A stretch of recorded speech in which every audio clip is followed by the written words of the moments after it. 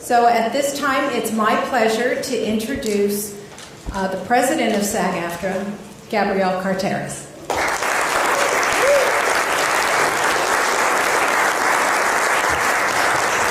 Thank you, Eliane.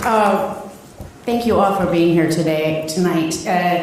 I want to, before I start, I'm so happy to see all these wonderful faces here. But before I start, I'd like to recognize a few of the people from our union. We have our Secretary Treasurer and local president, Jane Austen. Where are you, Jane? There you go.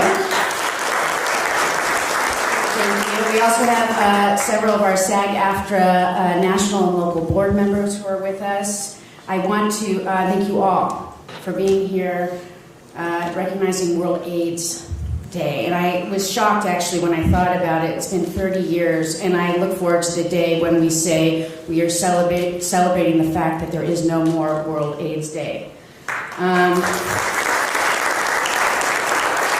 I want to welcome our distinguished guests. We have Joel Goldman and Naomi Wilding, who has kept, I'm looking around, there's Joel and Naomi, who has really kept her grandmother's vision and legacy alive through the Elizabeth Taylor AIDS Foundation, and I want to congratulate you both for doing that.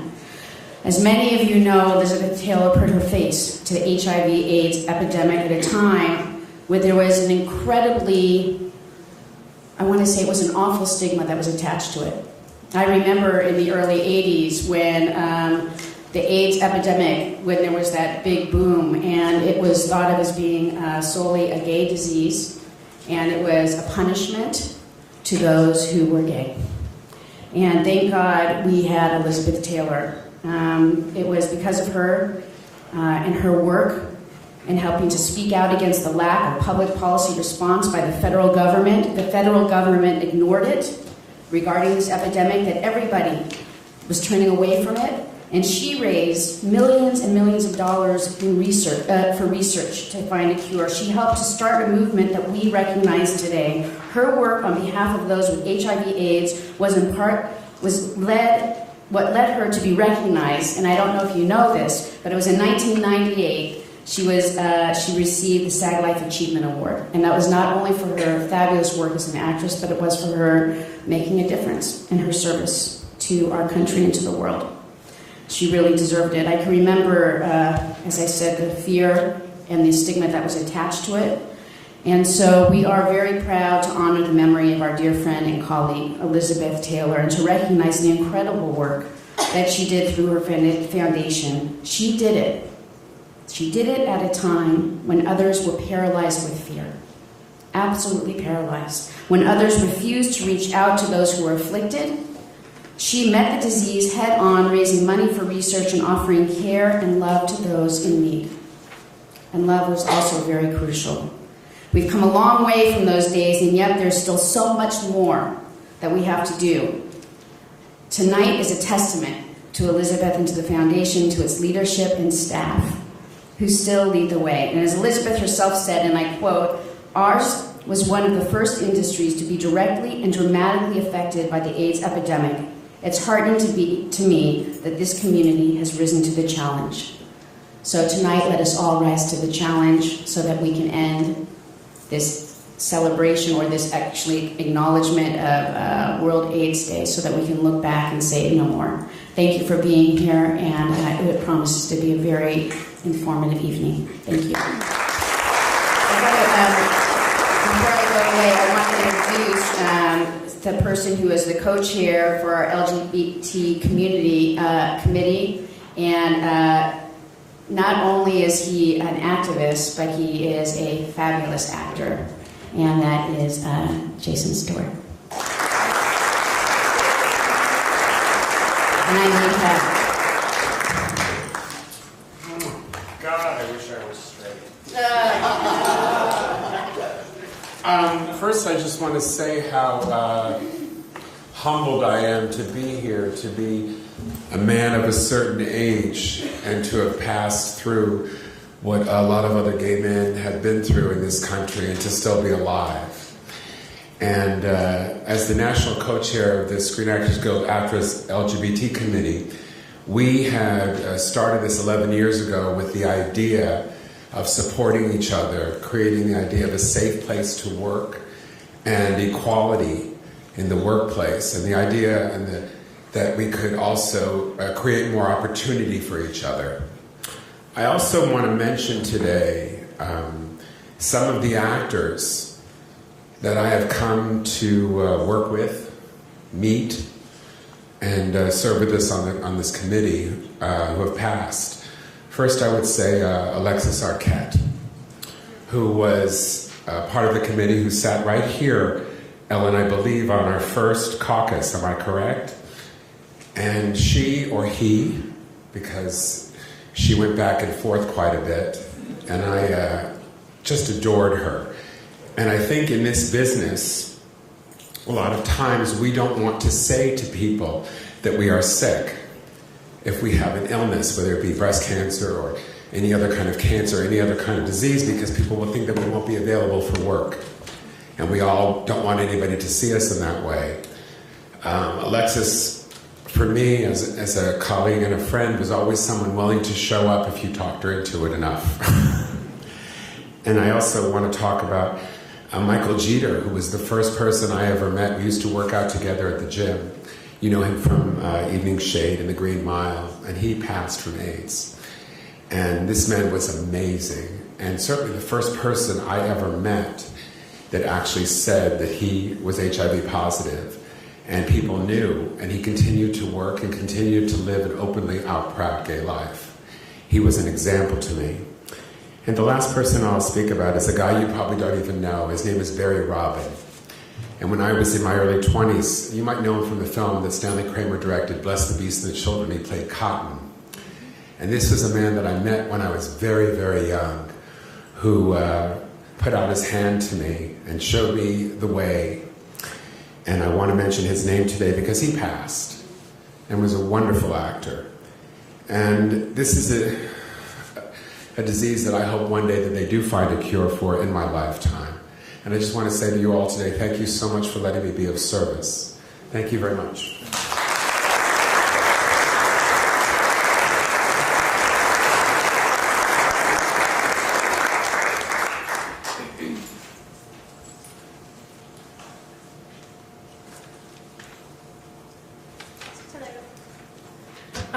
Sorry, I'm not a public speaker, so forgive if I stumble. This is Naomi.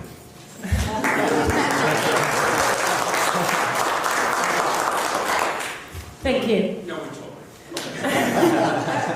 I'm here to introduce this video tribute to my amazing grandmother, Elizabeth Taylor, which I hope will not just remind everyone of her extraordinary strength and talent, but most of all of how she saw an opportunity to use her fame to help others, specifically to help ease the suffering of and shine a light on those who have been affected by HIV and AIDS.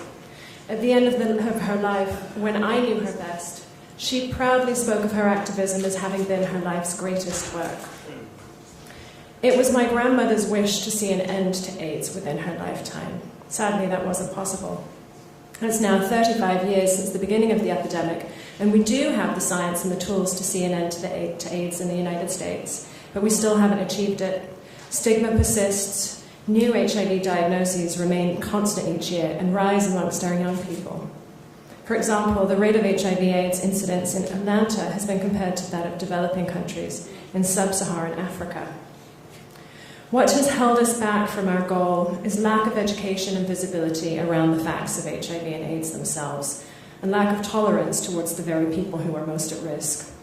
This panel, this union, and this audience are uniquely positioned to use their platform, their outlets, and their creativity to engage more people in the fight, to educate people on the facts, not fears, and to decrease the stigma that perpetuates HIV. Thank you.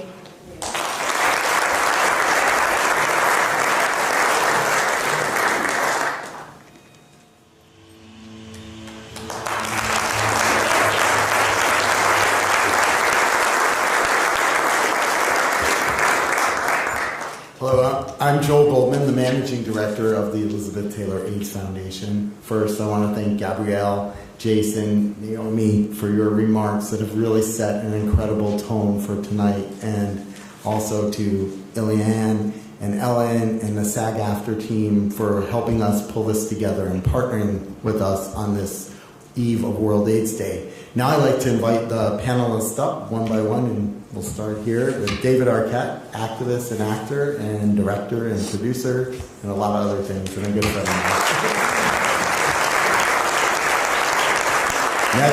Next in will be Tarell Alvin McCraney. He's the playwright and author of In Moonlight, Black Boys Look Blue, and the story writer of Moonlight.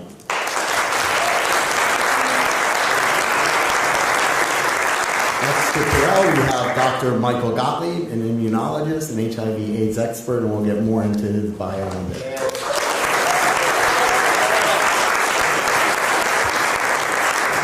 And next to Dr. Gottlieb, we will have Chandi Moore. She is an HIV and trans activist and was a fabulous mentor to Caitlyn Jenner on I Am Cait. And next to Chandi, we have Jaime Presley, an AIDS activist for a long time that I've worked with, an Emmy-winning actress for My Name is Earl, and currently co-starring on my favorite TV show, Mom. Is she amazing? And my friend Neal Baer, who is a doctor, a television producer, and a writer, and we'll hear more about his life too. Neal, please join us.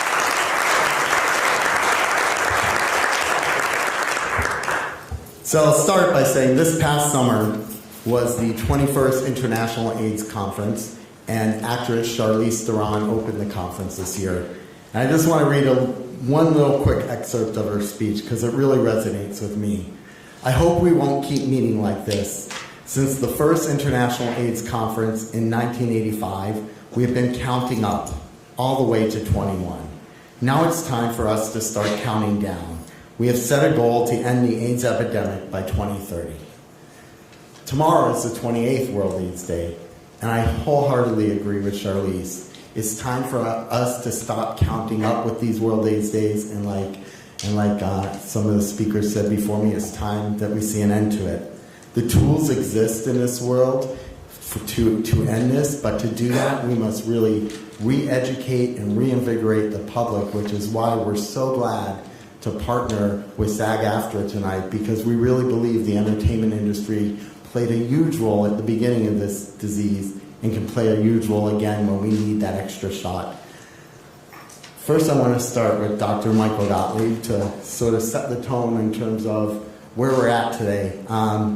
As managing director of the Elizabeth Taylor AIDS Foundation, I count my blessings that he serves on our advisory board as our chief medical advisor. He spent 35 years ago, this past June, Dr. Gottlieb wrote the first memo on what we now call AIDS on the first 5 cases that were identified here in LA. And he sent that to the CDC, and that marks the 35th anniversary of AIDS. Aside from that, he has been notably the doctor to Rock Hudson, to Ariel and Elizabeth Glazer as well, and he plays a role in the life of the Elizabeth Taylor story because he and Elizabeth started something called the National AIDS Research Foundation, which later merged with Dr. Matilda Crimp's foundation on the East Coast to become today what we know as AMFAR. So many of us, including myself, who's been HIV positive for 25 years, are alive because of those medicines that have been discovered because of the work that AMFAR did. And he still...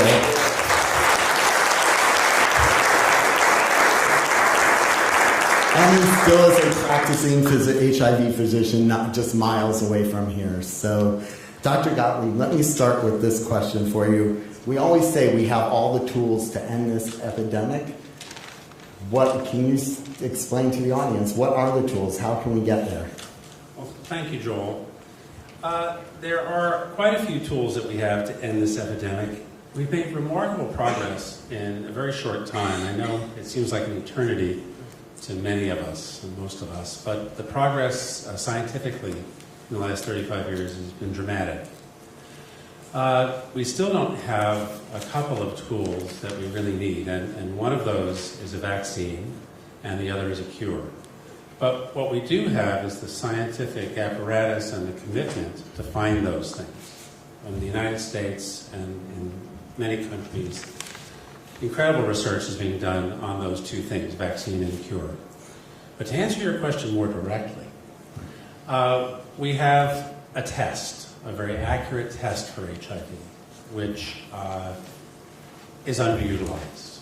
And next we have treatments for HIV, the so-called cocktail combination antiviral therapy, or HAART, which is incredibly effective at improving the prognosis for a person with HIV and reducing the risk of transmission of HIV. That's one of the principal spillover effects of antiviral therapy. Not only does it help the individual, but it helps reduce the transmission of HIV.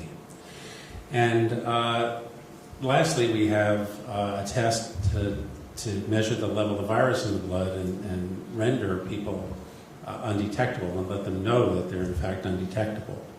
And so I'll close by saying that the World AIDS Organization, the UNAIDS, has set a goal of 90-90-90 by the year 2020. And what that means is that people living with HIV in the world today, 90% of them will know their status by 2020. They'll have been tested.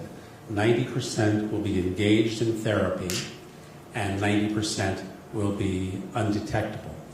And that, of course, is the gold standard for benefiting their own health and reducing the risk of transmission to others. And for the moment, that's the best we can do in the absence of those last two things, vaccine and cure. And there are major efforts afoot to address those two deficiencies. Great, thank you. Thank you. And let me follow up and just say, I mean, you've been in this fight since day one, and when you wrote that memo, and before that, and when you had those 5 patients. Is there anything about the last 35 years that surprises you, either how far we've come or where we haven't gotten to? Well, as I've said, the scientific progress has been amazing. The social progress has been less amazing. There's still a huge stigma, the stigma that was mentioned in the film with Elizabeth, the stigma that she rose to the occasion to address, which was rampant in the early 80s. And while I think with time attitudes have softened a little bit, I think it's still very hard for people living with HIV and AIDS today. And we need help in reducing and eliminating that stigma. And that's the surprise to me, is how it's hung on. And I totally agree with you. I have to say, I think most Americans believe, because when they hear what I do for a living, a lot of people go, oh, that's still a thing? That still exists? And the truth of the matter is, we haven't seen a reduction in new infections in the U.S. in over 20 years. And in fact, in 2014, UNAIDS put out a report that said 61% of all HIV in the world is in just 10 countries. U.S. falls number 9 on that list. And we're surrounded by 8 sub-Saharan countries and India. We're really the only westernized country that hasn't really figured it out. And stigma, I would say, is probably the biggest reason. And let me just jump in for a sec, Joel, to say that the United States, this gold standard of undetectable, the United States as a country at large, only 40% of people living with HIV in the United States today have achieved that undetectable state. And so that's, there's a huge task ahead. So it really starts with that first 90. The best thing we can do is that we need to get 90% of all the people tested to know their status, and that's what that first 90 means in order to start that pathway to see the end of AIDS. I really do believe that in the beginning, in the 80s, when this was all, everyone was in fear and people didn't know, I really believe that it was the entertainment industry that helped quell the fears of America, helped educate people. Films like Longtime Companion and The Band Played On and Early Frost, Philadelphia, they helped humanize AIDS for everybody. But it really wasn't until 1996. It wasn't until 1996. It wasn't until 1996 when ER brought on the character of Jeannie Boulet, who was the first HIV-positive character on scripted television. And I'm thrilled to have my friend Neal Baer here tonight, who's an MD turned entertainment executive, and he created and wrote Jeannie Boulet's role that was flawlessly played by Gloria Rubin on ER. Neal, can you tell us about the character development of Jeannie and the genesis of the storyline that lasted for 3 seasons? Sure, thanks for having me tonight. So Gloria's character, Jeannie Boulet, was the first, not the first positive character, but the first primetime leading character that didn't die of HIV, a terrible death. And so I was a 4th-year medical student when I came to do ER the very first season. And I went to John Wells and we talked about, in the first season, all we had was AZT. And when I was a medical student from 91 to 96, until, as Joel just said, of 95, 96, and Michael said, when antiretrovirals were available, there wasn't a lot we could do.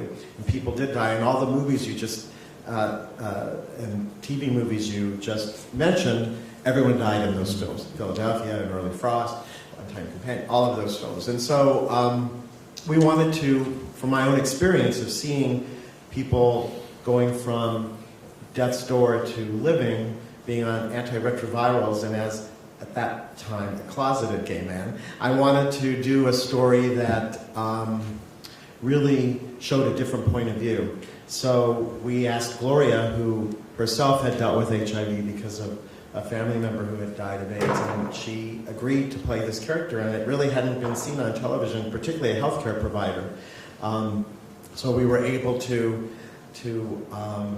really explore what it meant and all the fears. And I remember doing scenes with Anthony Edwards and George Clooney where their characters really, sort of epitomized both the fears and the great courage that doctors had, the whole sort of gamut of what we were doing. And it was just really a real privilege and honor to be able to do that with Gloria. And what was great about it was in year 14, I'd left the show after year 7.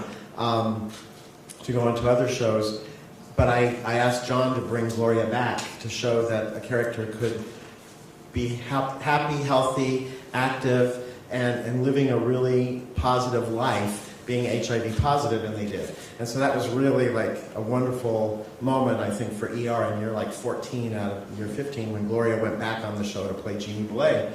And we're seeing that now. And, when we did a study, we found that we thought that people's favorite scenario would be Clooney and Juliana and their love story, and that was the second favorite. But the favorite was Gloria's story on ER, and we were really surprised. And I think it was because it moved people and it opened, people's eyes and hearts. And that's, for me, always been the motivating factor of all the work I do is, not teaching or educating, but just to, tell a story that can open hearts. So I've been lucky to be able to tell that story with Gloria's character. It's great. As somebody who was HIV positive at the time watching it, it meant a lot to see that storyline playing out. So personally, I thank you, and I've told that to you before. I want to follow up with, you mentioned the study about ER, but also Kaiser Family Foundation in 2002 did a study to see the effects that ER was having on public health. And I have some of those numbers. More than half of regular viewers of ER who were surveyed reported that they learned about important health issues, including HIV and AIDS, from watching that show. 1/3 of viewers said they had gotten information from ER that helped them make choices about their own health or their family's health care.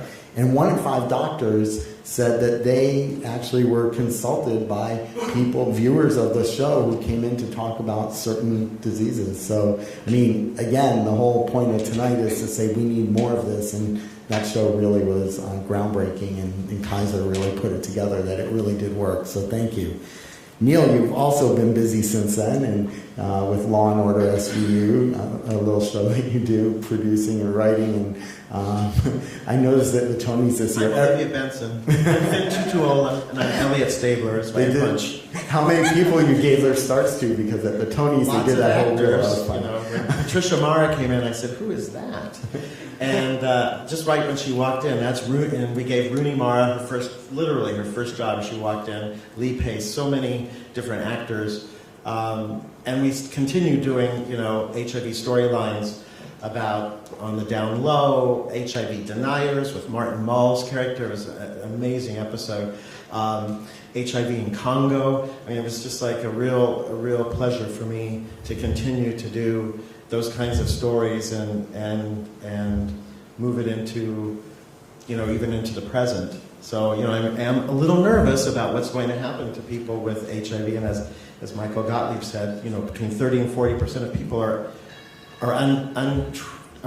treated, and their viral load is undetectable. So what does that mean? We should just talk about that for 1 second, if I can. What does that mean in this country when we have antiretrovirals available and Truvada, PrEP? So we can prevent HIV, and we can treat it so that there should be no transmission. And why is it in this country today that at most only 40%, are fully treated? And that's a question and a problem of stigma, and particularly men and women of color having access. So it's something that we want to continue telling stories about. Absolutely. And also, I'm just curious, what is, not everybody puts social issues into TV shows. I've been pitching them for years for all the charities I work for, and not everybody's receptive, but you do it on your own. So what's your motivation, and why should others do it? Well, I think it's because I'm a physician. I'm doing a pilot for Fox about hate crimes, of all things. And it just is like, I guess I was prescient in July when I pitched it and sold it, and now I'm a little bit, not a little, I'm horrified at how that's come to pass. And so whether it'll go or not, I don't know, but I guess I've just always been driven.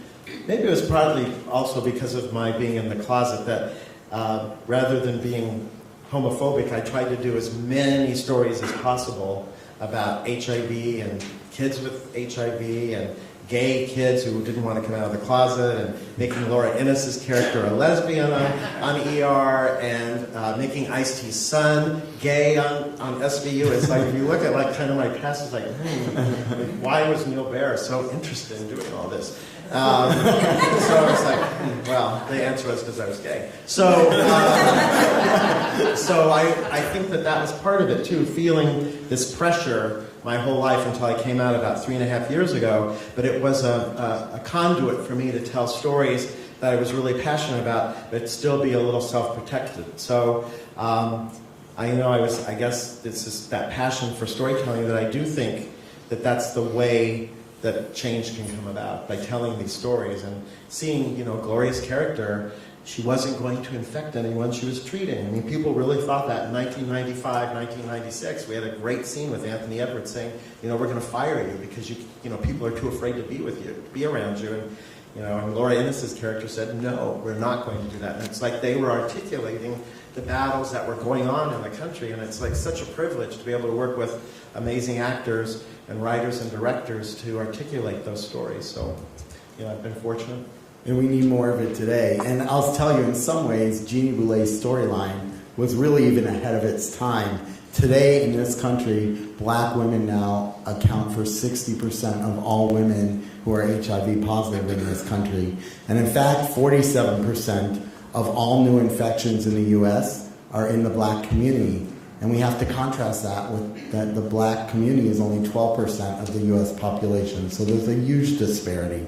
But I think the greatest disparity for me in this epidemic right now is that 1 out of every 2 black men who have sex with men will be infected with HIV by the time they're 35. Let that sink in a minute. 1 out of 2 black men who have sex with men will be infected with HIV by the time they're 35. This year's critically acclaimed film, Moonlight, is a brilliant portrayal of the forces that create that kind of stigma that make HIV a challenge in the black community. And I'm so honored that Tarell is here with us, the playwright and author of the play first, and then the story for the movie. Tarell also made a trip specially from Miami. He doesn't live in Los Angeles, and he just flew in from Miami for today to just be part of this panel. So we really appreciate that effort too. Well, the film, so my question for you is, while the film did not speak directly to the AIDS epidemic, it certainly set the stage for the stigma that has created the disparity of the infection rate in the black community, I know you have personally experienced the epidemic in your life, and I was wondering if you could share just part of your story, if you'd be open to that. Sure. I think. Hi. When I was 13 years old, my mother was diagnosed with HIV, and she was so terrified to tell me that she put me on a three-way call with her and a nurse, and the nurse said, okay, well, because of your status, we have to do X. And because of the way the nurse was speaking in coded language, I picked up that my mother was telling me that she was positive. And so when the nurse hung up the phone, my mom said, do you understand? I said, of course, I know. And from that day forward, what was interesting about that, and the reason I bring it up tonight, is because that is, you know, that legacy of suffering and silence was not new to my family. My grandmother, my mother's mother, had lung cancer and didn't tell my mother, and passed away, and my mother found out she had been battling with lung cancer all that time. And so, but so for example, and this is talking about representation, what are the telltale signs of that? How did I know what status was in the conversation with the nurse, and how did my mother figure out that her mother had died or had lung cancer? Well, because she'd seen enough movies and TV shows that once somebody coughs into a napkin and there's blood in it, that probably means that there's some sort of emphysema or something happening. So that representation was teaching her about illness. And sometimes when we approach the understanding of what HIV is, we often talk about teaching science, right? Which, as I'm sure the doctor will be able to tell us, it's not easy, right? But there are other ways in which we can talk about how illness happens. Illness is a part of the human experience. And thus being a part of the human condition, we must then make it a part of the human storytelling. It must be a part of the way in which we tell stories. So that was always important to me as a reminder of how to represent people. And I remember I used to do HIV and AIDS prevention theater as a kid because of that one conversation. Yes. And so, from your perspective, though, you're originally from Atlanta, now live in Miami, and Originally from Miami. Oh, did I get wrong? Sorry. Do you live in Atlanta? No, still in Miami. Okay, I made that up. Sorry, Ron. Do you like Atlanta? Have you been there? All right, so you live in the South. My parents are from Georgia. That's where. There, okay, that's what I was saying. Okay. But so I guess. I don't know if people realize this, but the epicenter of the HIV epidemic in the U.S. right now is in the U.S. Southeast. 7 of the 10 states that have the highest rates of infection and cases are below the Mason-Dixon line on the East Coast. So living in that hotbed, and as in your community, how do we get to the root of the issue? How are you hearing more people talking about it, or what do we need to do?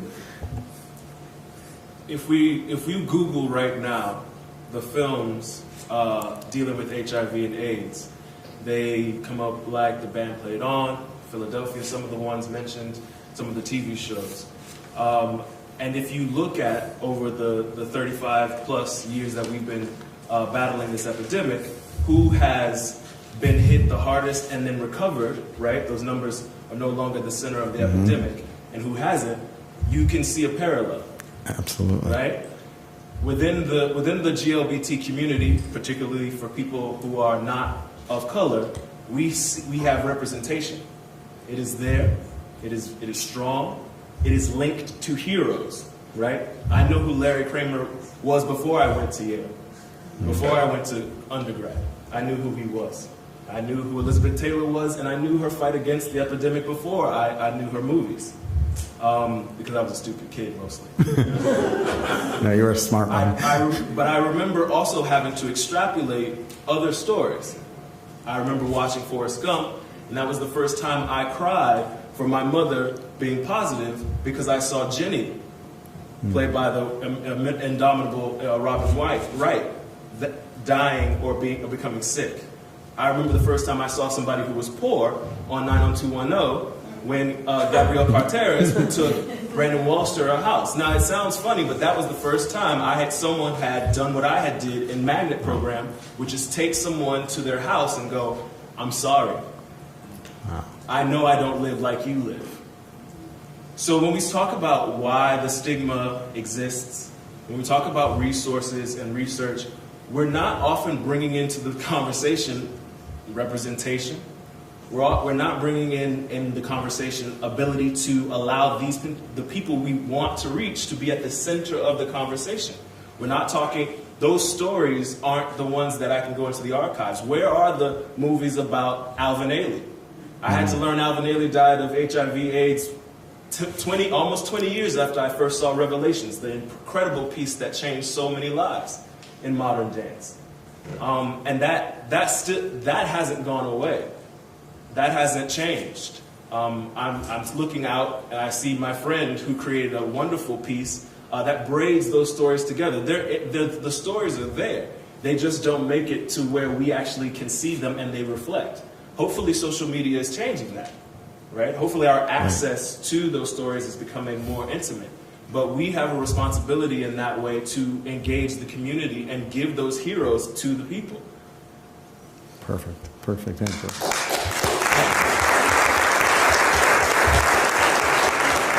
All right.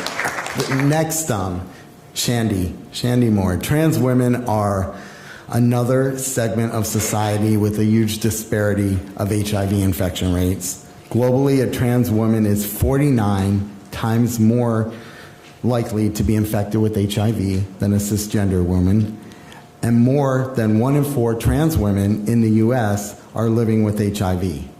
So Chandi, as a trans black woman, all the odds have been stacked against you in terms of HIV, but yet you have remained HIV negative. You also educate and influence at-risk young trans youth through your job at LA Children's Hospital. What's your secret, girlfriend? Well, the secret for me is to recognize the fact that I'm not the only one struggling with my sexuality. Everyone does the same things that I do occasionally, and it's up to you to love yourself enough to do the right thing at the right time. Now, do we always do that? No, we don't. But that's something that we have to deal with ourselves. And I tell my young people all the time that they have to do what they have to do to get to where they need to go. But in the process of doing that, one must take care of oneself. And I think that the reason why I've been so blessed to be in this space is because I don't forget that. I don't forget that I'm human just like everyone else that's sitting out here. I'm just a trans woman of color where you may be something else.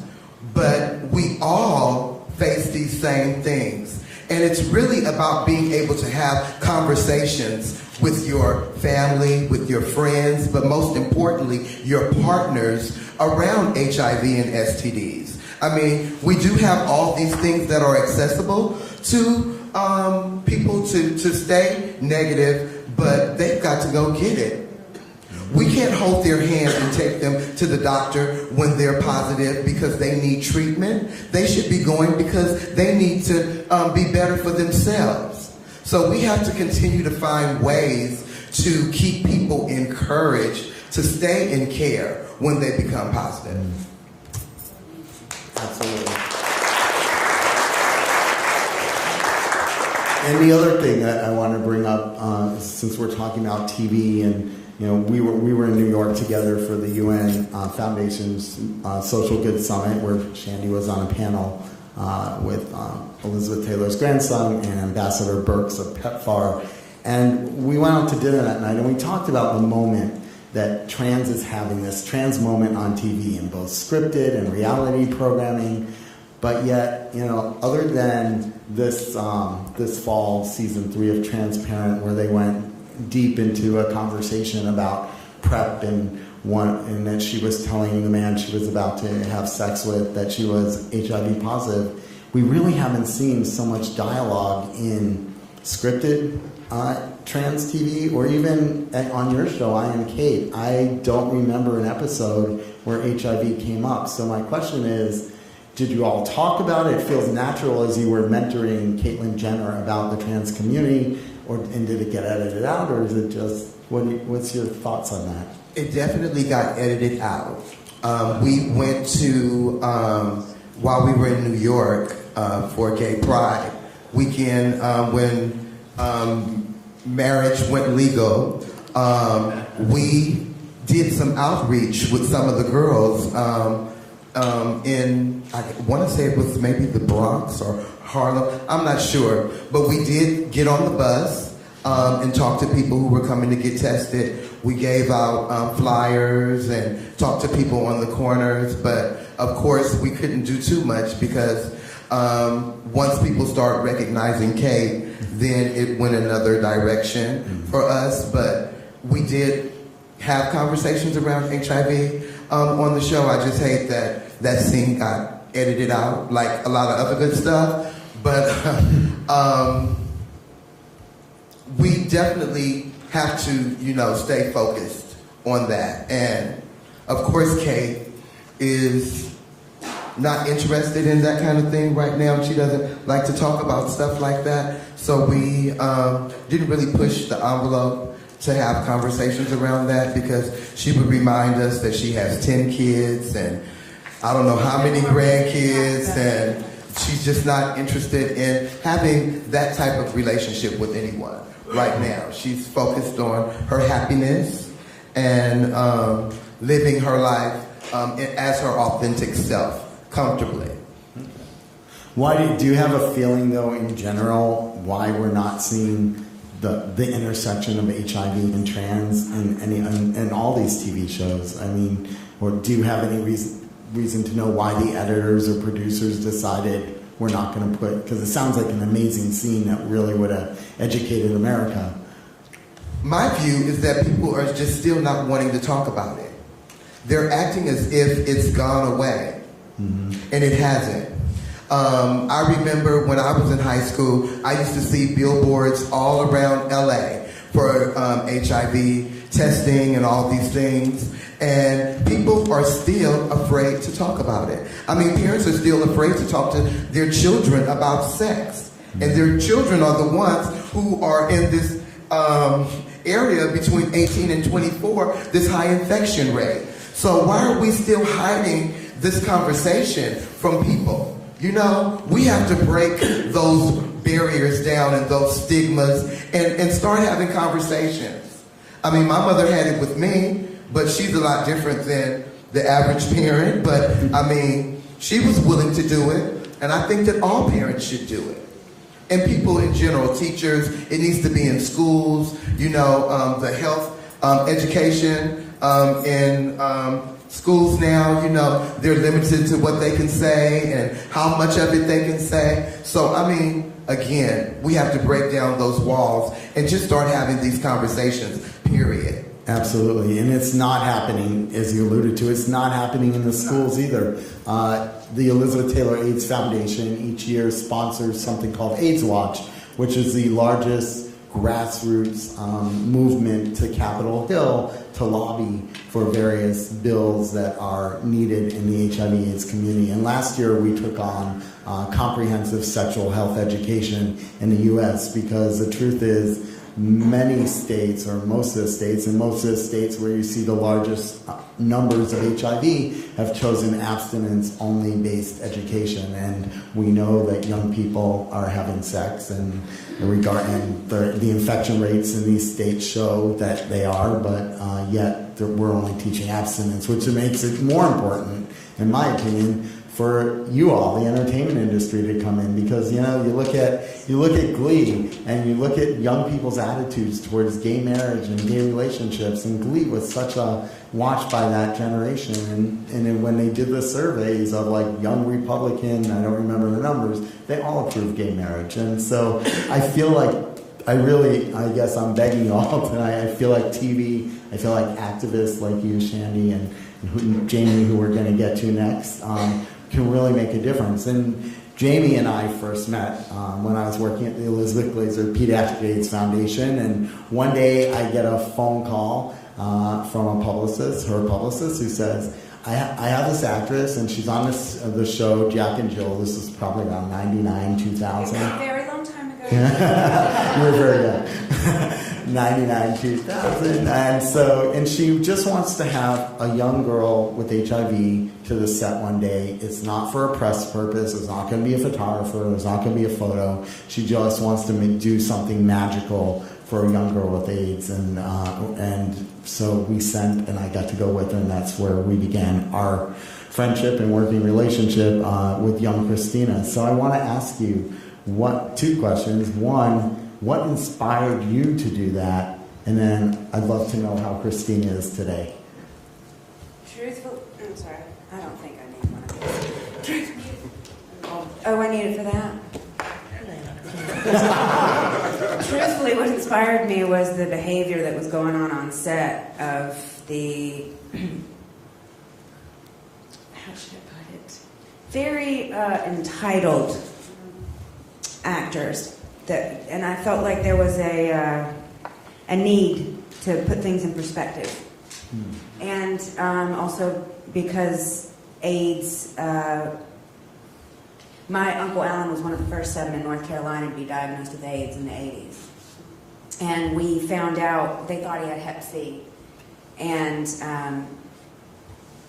we found out what it was. I was 7 or 8 years old. It was the very first article ever written. I'll never forget it. My memory is like a blessing and a curse, because I remember too much. But my aunt was sitting next to me, and we were looking at people, and she flipped it through, and I remember seeing AIDS really big on the left side in block letters, and then the article, and there was the symptoms, and there was a picture of a man that looked just like my Uncle Alan, who was in a hospital bed, dying of Hep C, supposedly. And I remember my aunt looking at me and going, oh my God, my brother's dying. And we took that magazine to the hospital, and that's how he was diagnosed with AIDS, from People magazine. They didn't know what it was. They had no idea. And so we had them test for all of the stuff, and all the symptoms were accurate. And so they had to make calls to all these other doctors and everything. And unfortunately, there was not, the medicine that we have now, we didn't have at the time, and we lost him about a year later. The thing that got me so much was that my grandmother, she insisted that he had leukemia. And here, this is North Carolina, one of the places that I thought you were showing me a Democrat-Republican map of the U.S. that day, remember? Mm-hmm. Because all to the right of the country and the southern area was all red. And I'm like, well, that's Republican. Why are you showing me this? And you're like, no, that's AIDS. North Carolina was all red. And that baffles me, because it just reminds me that it's still, the stigma is still real. It's just like my grandmother, who came from the old day where you don't admit fault. To this day, on the death certificate of my uncle, it says that he died of pneumonia. And technically, it was pneumonia that got him, but he died of AIDS. How could you not? I mean, we allowed them to, which she didn't want, but the whole family, we had to step over her on that. We wanted them to be able, they did an autopsy so they could, for research. He was my favorite uncle. I had no idea what gay was. I just knew I loved my Uncle Alan and my Uncle Terry. It never occurred to me. Plus, he cut hair, and he loved to shop. I mean, we were besties. My nieces would tell you gay uncles are great too. They're the best. So, for me to hear my grandmother, like I wrote a paper my freshman year in high school back there that won, and it killed her because it was about my Uncle Alan and about what I saw and about how painful his death was and how we need to find a cure. They wouldn't let me in the room, and so I had to look at him through the window because I'd catch it in the air. There's still people that think that way. And that's the thing, I wish I was more savvy on social media, because And I will be when the time I'm going is to get you right. an intern who will help you. Okay, let's do that. Because obviously social media affects everything, including the president. That's sad, isn't it? I know. But there's got to be some way that we can bring awareness to these communities still that aren't being spoken to. And why you don't give condoms out at school anymore, because that's gonna tell kids that it's okay to have sex. There's all these things that there's no sex education at all in most schools. Did you hear what a Texas legislator wants to do recently? Pass a law in Texas that forces teachers to out their students to their parents. What? Yes. So I think we How's have that a law? Well, it hasn't passed yet, but that's been introduced in the Texas state legislature. But I also think that the what you bring up about social media is really important in that I'm not as savvy as I should be. However, I read a lot of social media, right? I'll get on Twitter and read a lot. And what I recognize is that a lot of young people of color, a lot of young people of color identifying as queer and transgender, particularly who can have advocacy and a voice in these areas, are aware. They have the awareness. There are other elements to it, right? So let's say I'm aware of something, but if I don't see it out in the world, my awareness all day long is just in my little bubble, if that makes any sense. Yeah. It's the same awareness that keeps somebody from saying, okay, I have Obamacare right now, and I can afford the $1,500 that it costs to get medication because of Obamacare right now, but when that is written away or passed away, what will I do next? Without those people aren't asking those questions, so the numbers might get worse, so I'm not debating you. You're right. It is a question of awareness, but it's also about how we have circular conversations, community. The theater where I work, the theater in which you work, the arenas where we work, they keep a discourse alive. And that's so important, because if people think they're just speaking to themselves, then it's easier to suffer alone. But once you, like you said, you see something, you saw something said to you, this is happening, and it began a dialogue with you, right? And that's a part of how we can heal. We have to have a culture of healing that we do not have currently, which is why other countries, like when I lived in London for forever, my friend tested positive and was like, oh, I'll go to the clinic and we'll start regimens, and they talked to him and they put him on the things that he was supposed to, and there was already and they set him up with the doctors without even talking about it.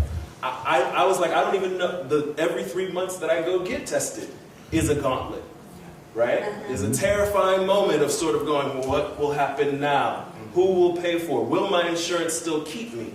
And those conversations and questions are a part of that, are the nuance of that awareness that you speak about, that I think we have a responsibility to do too. Does that make sense? Absolutely. And it starts with your story, Jaime. You just said that your story of your uncle is what inspired you to make that call probably to Joel. So everybody here is interested, because they wouldn't be here if they weren't. So they all have, each one of you has a story that can be shared in some way, as you're just saying too, through social media or through the work you do or through your friends or however. And I'm still a very firm believer in the power of storytelling to promote social change, because otherwise we have nothing. Absolutely. So we have to take our own stories, as you just told us, this really powerful story, and we won't forget that tonight. And hopefully will inspire us to tell our stories and ask other people to share their story. It's such a thing that's taught by the parents, and each generation gets better, but there's some that stay the same. When every generation has been in the little town, and it's generation after generation, and nobody ever gets out, I'm like the black cat of the family, because I totally disagree. I'm a complete Democrat. I do not. I went so far away from what I was raised to believe, because it was such a box, And I think a lot of kids there would love to get out of the box and would love to think freely, but they feel like they can't because they don't want to be scrutinized. It's amazing that you would mention those stigmas. One of my youth was just talking to me about 2 weeks ago. She disclosed to her roommates, she's 23, and her roommates are in that same age bracket. She disclosed to them that she was HIV positive, and all of them said they needed to run out and get tested. All of my girlfriends, you want me to tell that story? I want to tell a story, 'cause I like this. When we were 15, and I had just moved out to California, I'd always thought, they said it could take 7 years before you can, detect it. I was always like, what if I have it? Because I just was all up on my Uncle Alan, no matter what. I didn't care. And my mom would let me because she's like me. She's a dance teacher. She's an artist. She was like, be free, Everybody else was like masked and. And we all went together to get tested. Of course, there's 6 of us girls who are all still best friends to this day. We go to the free clinic to get tested. Now, I'm the last one they call in. This is just every time. I get called in last, and I'm the one that's actually worried. Even though I know it's ignorant to think what I was brought up to believe, I still had it in my head. I go in there to get my results, and I'm sitting there, and the guy, it takes forever to come in. And then when he does, he sits down, he opens the file, and he goes, I'm like, Thank you, sir. I have it. I have it. And he goes, damn it, I got the wrong file. I have been doing this all day. That's not something you do to somebody. That's terrible. But the thing is the girls and I, we all went together. And that's what I think we need to promote more, is getting everybody together. Go with your friends, go do it together. And there was a free clinic at the time.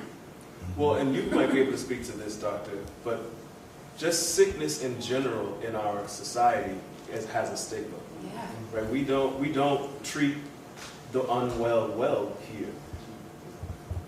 We don't. I think that there's limits to people's ability to have empathy. I think on an individual basis, when you come to me and you tell me a story, I can be empathic. It's part of my job. But I think the average person may not be equipped to be empathetic. I think society at large isn't equipped. We don't treat people with illness well. And I think the people in this room have the ability through the medium to have characters that we're sympathetic toward, and to reduce the stigma associated with cancer, the big C, HIV. We're just not seeing enough of it. I mean, we want to be entertained, I guess, and most of our characters on television are well. And so, it may be considered a downer to have characters who aren't well, but it really is an important role of the medium to humanize, to make people more human, and to see illness and suffering. I wanted to jump in just to say that one of the themes I'm hearing tonight is that there's this enormous need for education. To reach North Carolina, to reach your town. A lot of people here have done this already. Neal's done it. Knows the power of stories to teach people. And we need to have education for sex education, to get to kids if the schools aren't going to get there. And so whatever barriers are existing to discussing sex on television, I think could well come down. And then LGBT characters in the medium, in television and movies. And HIV, there's some educational needs. The reason that only 40% of people in this country with HIV are undetectable is because they are not being engaged in care and kept in care the way you do. You have to convey love to your patients, that you love and respect them, and that they are worthy, and that they need to take care of themselves and step forward and be engaged in care. And lastly, this issue of PrEP. How to Get Away with Murder talked about it finally. Like that was How to Get Away with Murder, the show. Finally. They have a character. They've talked about it all season. They both got tested. One got on PrEP. The other one is positive. It's been such a great, but then they also talked about not being, when they broke up, the one who's positive can't get a date, and he's honest about being positive. Well, it's great, but not everyone watched that show. And so we need more shows that deal with PrEP. For those of you who may not know what PrEP is taking medicine when you're HIV negative to prevent acquiring HIV, and it's incredibly effective. But it's underutilized. You look at the outsized risk of HIV among African American men of color, African American men, it's enormous, and yet it's underutilized in that population, and that could play a major role in reducing the risk of acquiring HIV. Part of that is because they make it very difficult to get in a lot of areas. It's difficult to get. Yeah. And it doesn't cover STDs. It only covers HIV. It only covers HIV. It's costly, and in some states, it's particularly hard to get. I've met people as I've traveled who, and usually, sorry to pick on the U.S. South, but usually like in Tennessee or in Georgia, and they have doctors who will say, I'm not going to put you on PrEP because that will encourage promiscuity. Same thing as giving condoms. Right. And sometimes the only times I've heard of some of these Southern doctors who won't do it is if they're in a relationship where one's positive and one's negative, serodiscordant, because then they want to protect the one because you're already having sex. But if you just went in and said, I want PrEP, a lot of they're not like you, Dr. Gottlieb. I send people in to get PrEP. It's hugely underutilized, as you're pointing out. And in the absence of a vaccine, it's really the best thing that we have. Mm-hmm. If we had a vaccine, we wouldn't need PrEP. People wouldn't have to take medicine every day. What percent of doctors don't, and nurses? There was like a really high percentage I read who really don't even understand it or know about it yet. So it's education. It is a storytelling problem, and it's an issue. In LA, it's a pretty good place, and Sheila Kuehl has really actually fought hard to make it available. But there's a lot of stigma in African American community, Hispanic community, churches, things like that. It's hard, you can't just set up a gay men's health center in Compton and expect African American men to go. So how do you design new ways to do it? So one thing we're talking about is, so how do we get creative with our stories so we can go on Grindr, and I've been talking to the person who founded it, and we can geolocate messages to various areas saying, here's where you can go to get PrEP, here's where you can go to get tested anonymously, here's where you can go to get ARVs, so that we can use social media, as you were just talking about and you were bringing up, we can use social media in interesting new ways, and so we're talking about doing that with Grindr, actually, and how do we go into communities of color where, if you go... Mobile unit. Yeah, and you can take a mobile unit, but you can also just use Grindr to do that, to target people who may not be as easily accessible. Or go on Snapchat and actually shoot a story and have people be able to go on Snapchat and see that story on their timeline. I mean, I think the thing I want to continue to bang my head against, because even as an educator, I find myself wrestling with this conversation often as I keep thinking of these mediums as ways to get information out. And I find that my students have this information, and they can put it in context to their life at the moment in a way that I can't, in a way that is actually of them, with them, and about them. And having them as the voice and the person to tell those complicated stories allows for that information to volley back and forth in a way that doesn't feel prescribed, or in a way, or like I'm preaching to them. And I think, and the reason for that is because, for example, we keep talking about the South, but it's very difficult for people to think about where I'm from as the South.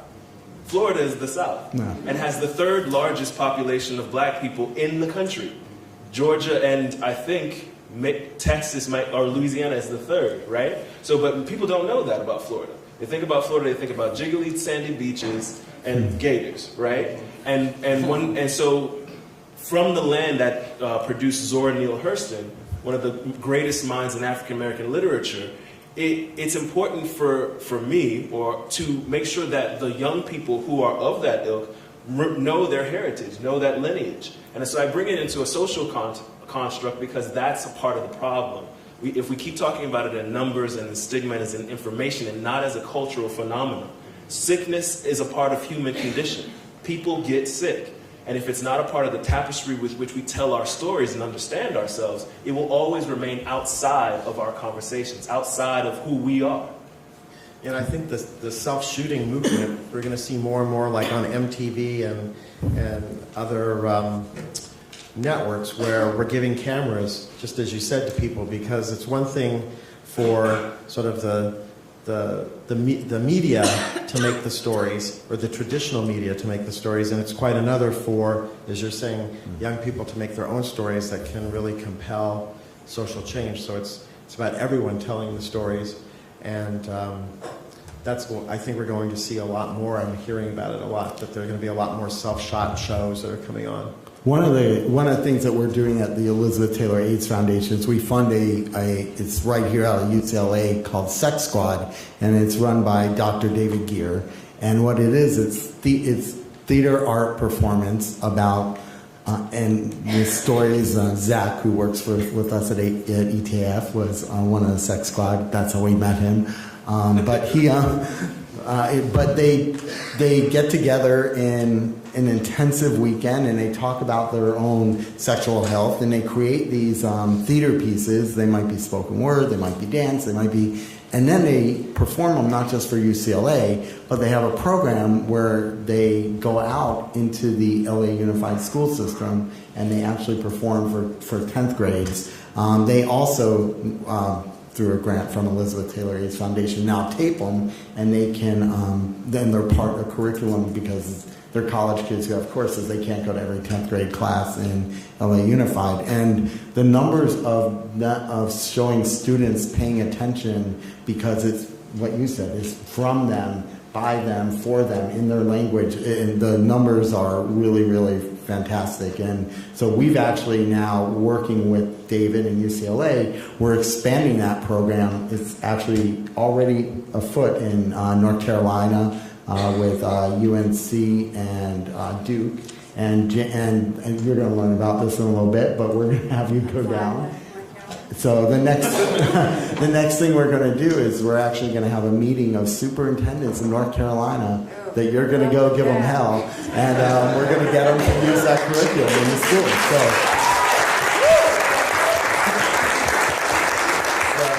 You know what, Joel? I just want to say one last thing, because you asked about Christina. Yeah.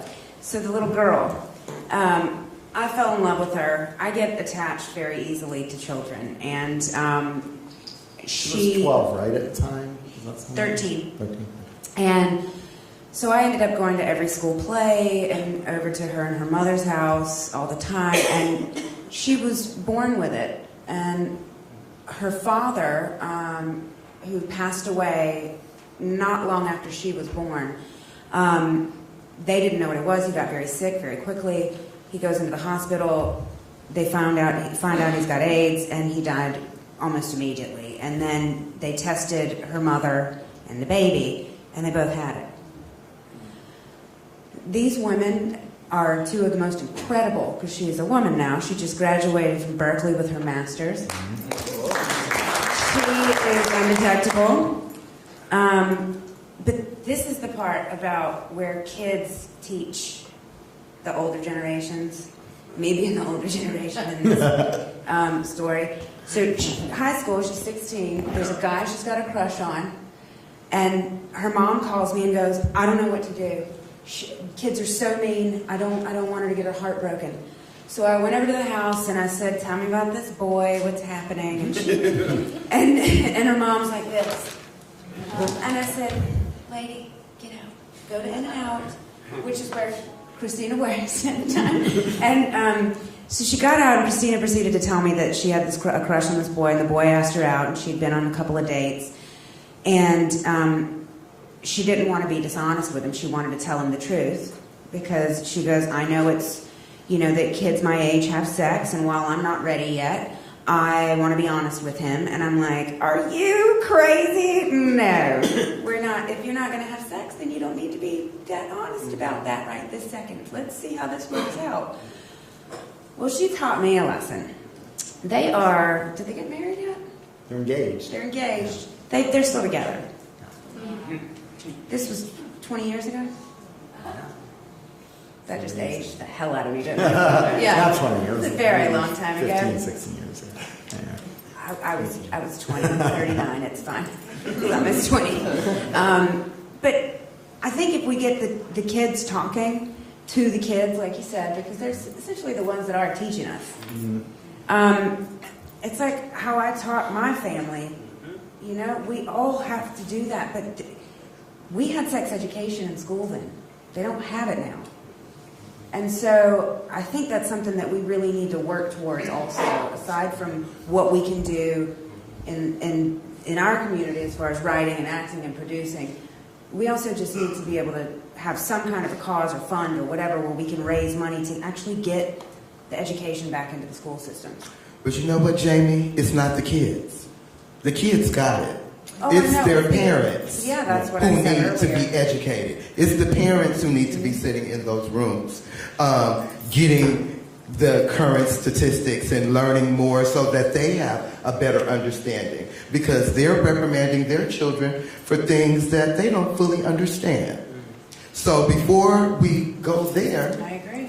because the kids, they're on it. But well, the question is, how do you get adults? I mean, the kids have to go to school. Mm-hmm. How do we get the parents to have to go to school? That's the big issue. That's the creative part. That's where we have to be creative in seducing them into the room. It's going to take a moment, but they're the ones who need more education.